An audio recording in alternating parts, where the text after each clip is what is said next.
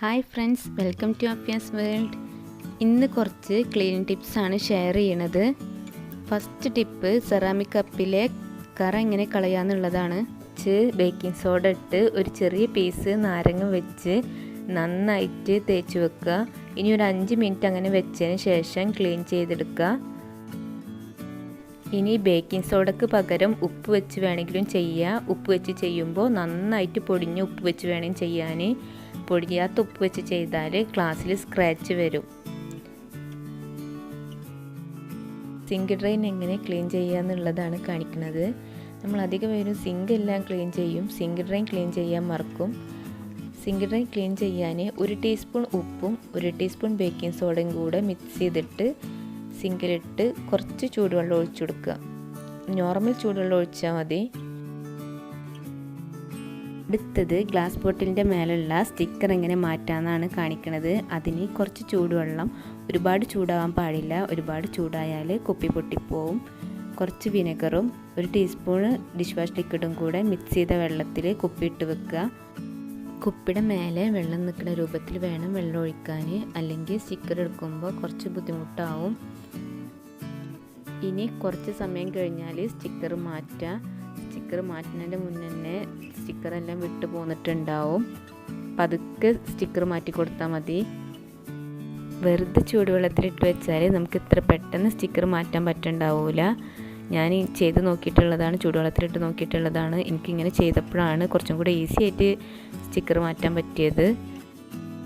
ഇനി പോവാത്ത ഭാഗത്ത് ഒരു ചെറിയ സ്ക്രബ്ബർ വെച്ചിട്ട് ഒന്ന് പതുക്കെ തേച്ച് കൊടുത്താൽ മതി, വേഗം പോയി കിട്ടും. നിറം മങ്ങിയ ഗ്ലാസ്സുകളൊക്കെ നമുക്ക് ഈ വെള്ളത്തിലിട്ട് വെച്ചാൽ നല്ല ക്ലീനായി കിട്ടും.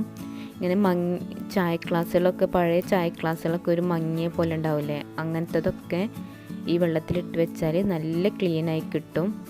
ഞാൻ ഇതേ വെള്ളത്തിൽ തന്നെ വേറൊരു ബോട്ടിലും കൂടെ ഇട്ട് വെച്ചതാണ്.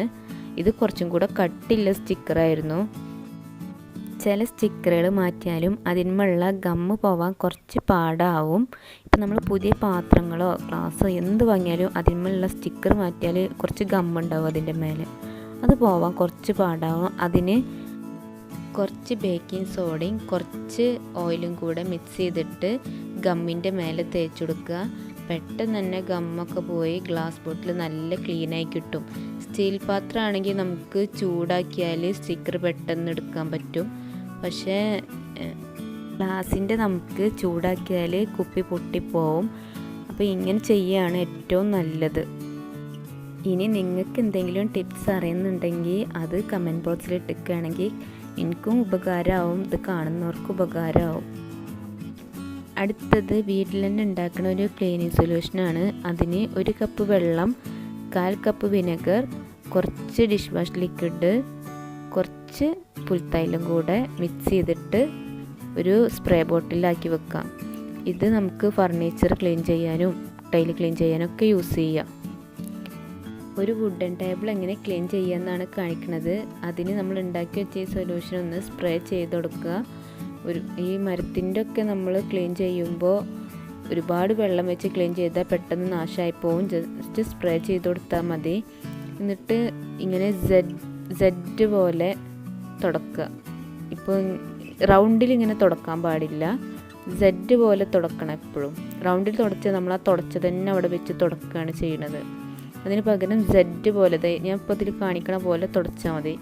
അങ്ങനെ തുടച്ചാലാണ് നല്ല ക്ലീൻ ആയിട്ട് കിട്ടുള്ളൂ. ഇനി അത് ഉണങ്ങിയതിന് ശേഷം കുറച്ച് ഓയിലും അതിൽ കുറച്ച് പുൽത്തൈലം കൂടെ മിക്സ് ചെയ്യാം. ഇനി പേപ്പറോ ടവലോ എന്തെങ്കിലും വെച്ചിട്ട് ഇത് ടേബിളിന്മേൽ തേച്ച് കൊടുക്കുക.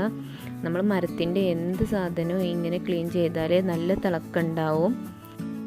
ഓയിൽ അധികം ആവാൻ പാടില്ല, അധികം ആവാണ്ട് നമ്മൾ ജസ്റ്റ് ഒന്ന് ഒരു തിളക്കത്തിന് വേണ്ടിയിട്ട് ഒന്ന് തുടച്ചെടുത്താൽ മതി. വൈറ്റ് കബോർഡ് ഇതേ സൊല്യൂഷൻ വെച്ചിട്ട് തന്നെ ക്ലീൻ ചെയ്യുന്നതാണ് കാണിക്കുന്നത്. ജസ്റ്റ് സ്പ്രേ ചെയ്തിട്ട് ഒരു മൈക്രോ ഫൈബർ ക്ലോത്ത് വെച്ച് ക്ലീൻ ചെയ്താൽ പെട്ടെന്ന് പോയി കിട്ടും, നല്ല ക്ലീനായി കിട്ടും. ഇതിന് മുന്നേ ഞാൻ ഒരു കിച്ചൺ ടിപ്സ് വീഡിയോ പോസ്റ്റ് ചെയ്തിട്ടുണ്ട്, അത് കണ്ടിട്ടില്ലാത്തവർ കണ്ടു നോക്കണം. അതിൽ കിച്ചൺ ടിപ്സും ക്ലീനിങ് ടിപ്സും എല്ലാം ഉണ്ട്. ലിങ്ക് ഞാൻ ഡിസ്ക്രിപ്ഷൻ ബോക്സിലിടാം.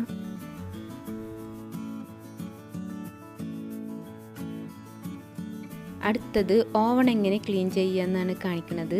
അതിന് ഒരു നാരങ്ങയുടെ നീരെടുക്കുക, ഇതിൽ 1/2 കപ്പ് വെള്ളം ഒഴിക്കുക. ഇനി ഓവൺ ഒരുപാട് വൃത്തികേടായിട്ടുണ്ടെങ്കിൽ ഇതിൻ്റെ കൂടെ 2 ടീസ്പൂൺ വിനെഗറും കൂടെ മിക്സ് ചെയ്യണം. ഇനി അതൊരു 2 മിനിറ്റ് ചൂടാക്കുക. ചൂടാക്കിയതിന് ശേഷം ഒരു 10 മിനിറ്റ് അങ്ങനെ വെക്കുക, തുറക്കൊന്നും ചെയ്യാണ്ട് അങ്ങനെ വെക്കുക. അതിൻ്റെ സ്റ്റീമൊക്കെ അതിൽ തന്നെ ഇരുന്നാൽ അതിൽ നമുക്ക് ക്ലീൻ ചെയ്യാൻ ഈസി ആയിട്ട് ക്ലീൻ ചെയ്തെടുക്കാൻ പറ്റും.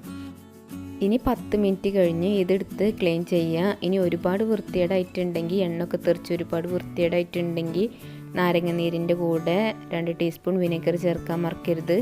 അപ്പോൾ നമുക്ക് പെട്ടെന്ന് ക്ലീൻ ചെയ്ത് കിട്ടും. ഇതിപ്പോൾ അത്ര വൃത്തികേടാവാത്തതുകൊണ്ടാണ് ഞാൻ വിനെഗർ ചേർക്കാത്തത്. വീഡിയോക്ക് ലെങ്ത്ത് കൂടുന്നുണ്ട്. ബാക്കി ക്ലീനിങ് ടിപ്സ് വേറൊരു വീഡിയോ ആയിട്ടാണ് ചെയ്യുന്നത്. ഈ ടിപ്സ് ഇഷ്ടമായിട്ടുണ്ടെങ്കിൽ ലൈക്ക് ചെയ്യാൻ മറക്കരുത്. ചാനൽ ഇഷ്ടമായിട്ടുണ്ടെങ്കിൽ ചാനൽ ഇതുവരെ സബ്സ്ക്രൈബ് ചെയ്തിട്ടില്ലെങ്കിൽ സബ്സ്ക്രൈബ് ചെയ്യാൻ മറക്കരുത് കേട്ടോ.